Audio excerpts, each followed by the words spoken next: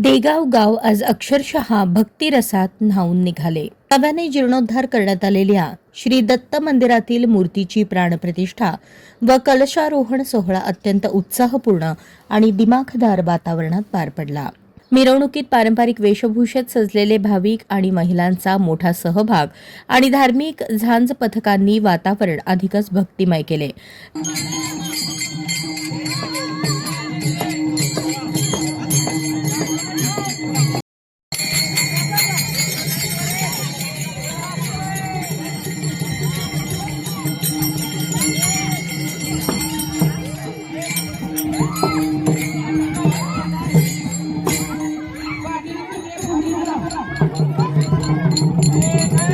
जय गुरुदेवच्या घोषणांनी आणि उत्साहपूर्ण नृत्याने गावभर आनंदाचे वातावरण निर्माण झाले होते.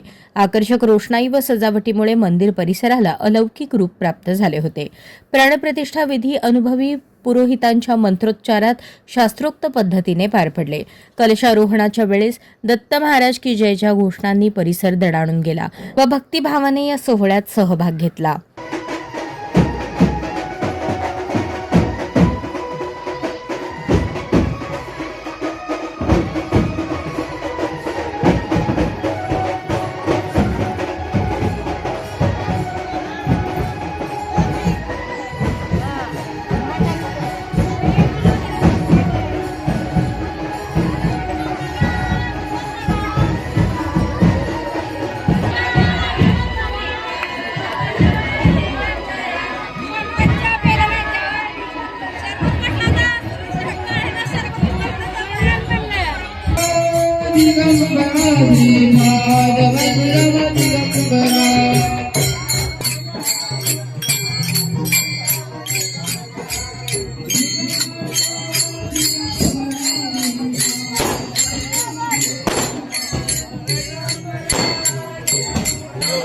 या भव्य कार्यक्रमाला नगरसेवक गणेश वानकर, सोमराज गायकवाड, इरण्णा मलशेट्टी, माऊली अवताडे, विजू जाधव, योगेश जाधव, मुकुंद जाधव, महादेव पाटील, राजू मोकाशी, संभा वाघ आदी मान्यवरांची उपस्थिती होती. त्यांच्या हस्ते विविध धार्मिक विधी पार पडले. गावकऱ्यांच्या एकजुटीने उभारण्यात आलेले हे मंदिर देगावच्या धार्मिक व सांस्कृतिक परंपरेला नवे बळ देणारे ठरत आहे. सोहळ्यानिमित्त आयोजित महाप्रसादाचा हजारो भाविकांनी लाभ घेतला.